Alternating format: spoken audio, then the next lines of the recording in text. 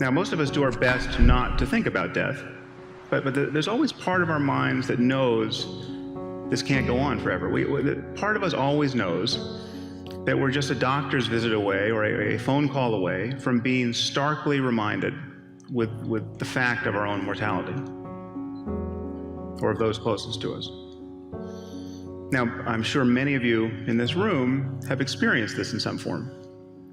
You must know how uncanny it is to suddenly be thrown out of the normal course of your life and just be given the full-time job of not dying or caring for someone who is. But the one thing people tend to realize at moments like this is that they wasted a lot of time when life was normal. It's not just what they did with their time. It's not just that they spent too much time working or compulsively checking email. It's that they cared about the wrong things. They regret what they cared about. Their attention was bound up in petty concerns, year after year, when life was normal. And this is a paradox, of course, because we all know this epiphany is coming. Don't you know this is coming? Don't you know that there's going to come a day when you'll be sick or someone close to you will die, and you'll look back on the kinds of things that captured your attention, and you'll think, what was I doing? You know this, and yet if you're like most people, you'll spend most of your time in life tacitly presuming you'll live forever. It's like watching a bad movie for the fourth time. Or bickering with your spouse. These things only make sense in light of eternity. Because even if you live to be 100, there are just not that many days in life. So what is the point of life? Is anything sacred? Does such a question even make sense? And I think these questions do make sense, and there are answers to them.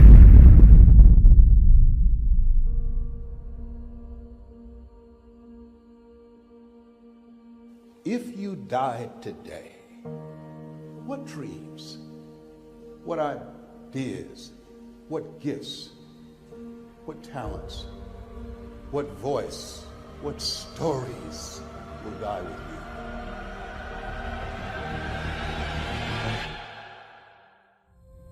And the question is, if you died today, what dreams, what ideas, what leadership, what books? And I'm telling you, you're not where you want to be financially, and it's not going to take 20 shots. You're not where you want to be in your marriage, and it's not going to take 20 shots. You are not where you want to be in your personal life. You are not the person you want to be, and it's not going to take you 20 shots. For some of you, it's one more shot. For some of you, it's two more shots, and you have not given yourself enough credit to say, I just need to get up a half hour earlier, and my whole life will change. I just need to get up 1 hour early. I just need to work 1 hour longer. You, for whatever reason, you never pursued those dreams. You never acted on those ideas. You never used those gifts. And there they are standing around your bed, looking at you with large, angry eyes, saying, we came to you. And only you could have given us life. And now we must die with you forever. I will not go down that way. I choose to fight back. I choose to rise, not fall. I choose to live, not die. And I know that what's within me is also within you. I need to stop hitting that snooze button. If you were to make that one change, that one sacrifice, you would stop dreaming and start living it. Okay, what we truly have is this moment and this.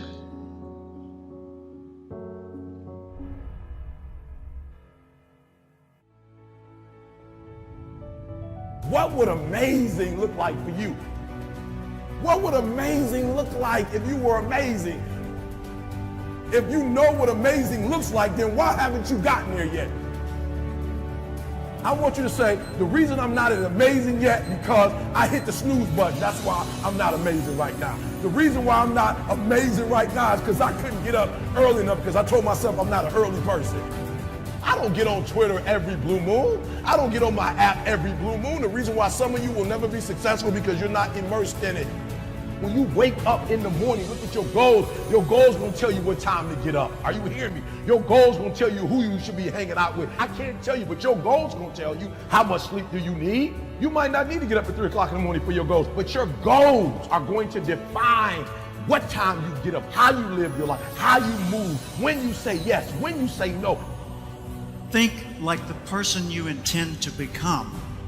I want your dream to be so clear, so vivid, right? That when you wake up in the morning, all you gotta do is step in your dream. The difference between people who talk about it and people who do it is one simple word, application. They hear it, and they don't just hear it, they digest it, and when they digest it, boom, they do something with it. If you are alive, I know you ain't reached your best yet, right? You got more. You could do more. You could see more. You could be more. I know that all your energy, all your strength, all your skills, all your capabilities, like you're not operating on 1,000%. I know there's still some things you can do, some limits that you could push, some buttons you could push, some opportunities that you haven't explored. And the second thing I know is this. I know that you are not experiencing life to its fullest.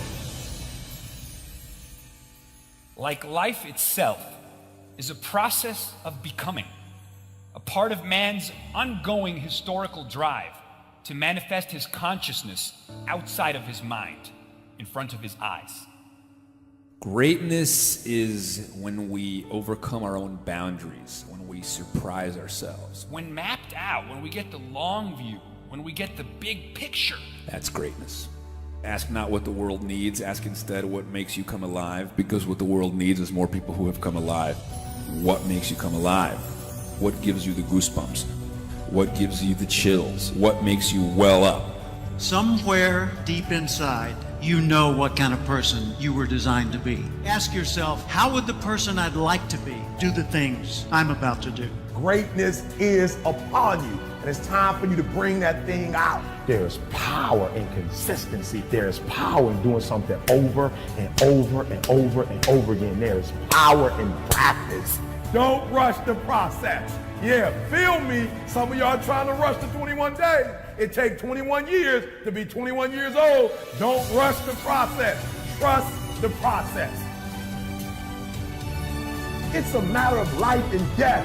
Yes, it's a job you don't want, but that job is going to propel you and position you for the next job. It's not just a class.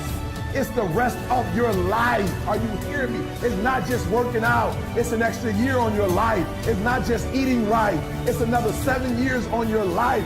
It's a matter of life and death. And so your life is in your hands. Your dream is in your hands. Your future is in your hands. You're going to get in the zone. If you're going to do fourth quarter living, you got to be comfortable with hitting the wall. If I got any runners out there, any fighters out there, any athletes out there, anybody that's ever stretched the limits, you know that in order to get to the zone, you got to hit that wall first. You got to hit that brick wall first. What does that mean? You got to get to a place in your life where all your strength is gone and you're no longer operating on strength, but now you begin to operate on will. You get, listen to me, you get to a place where you're not, it's not this no more. It's not your strength. It's not your natural strength. You are for will. And many of you, I declare right now, many of you have never gotten a will. You've never operated on will. And so you got to hit the wall. And what I mean by hitting the wall is if I run for 30 minutes, right? If I run for 30 minutes, I got to say to myself, every time you run, Eric, you got to get to 35 now. You got to go 5 more. Once I get to 30, my body say, yo, E.T., let's stop. Because the last 5 days we hit 30. We did 30, Eric. It's time to stop. We did 30 minutes, and what I got to do is I got to push it to the limit. I got to push it to the limit. I got to be willing to hit the wall. I got to be willing to get past crying. I got to be willing to get past hunger. I got to get past self-defeat, saying you can't do it. I got to be willing to get past a low self-esteem and say I deserve it. If anybody else deserves it, I deserve it. It's mine. Listen to me. You got to be willing to hit that wall. And for most of you, when you get to that wall, you give up, you quit. You gotta get to the place where you can hit the wall. There is a system, there is an orbit that you've been functioning in, and that most of the people around you contribute to. There's a social construct that contributes to you coming back down again, that defines you. And people are comfortable with you. They don't mind you leaping up every now and then, as long as you come back down with us. In fact, people only hate on you when you try to get away. As long as you come back down and fit back in the system, people don't have no trouble with you. But the moment you pack up your bags and say, see you, wouldn't want to be here, I'm out of here, people have a problem with that because you're leaving the orbit. And you're going to have to break the gravitational pull. You're going to spread your wings and you're going to sail into your destiny. There's a reason you survived. There's a reason you endured. There's a reason that you cried but didn't faint. That you crawled but you didn't collapse. That you fell down but you weren't shattered. You're a new person, but before you walk out of that door, you gotta have a new mind. You cannot believe the old labels. I want you to stop speaking negativity over yourself. You are an answer. Walk like it, talk like it, plan like it. The world will change their opinion about you the day after you do. And this might sound callous to say when there may be many other aspects of your life that seem in need of being addressed. When you're struggling to find a career or you're sick, but it's still true.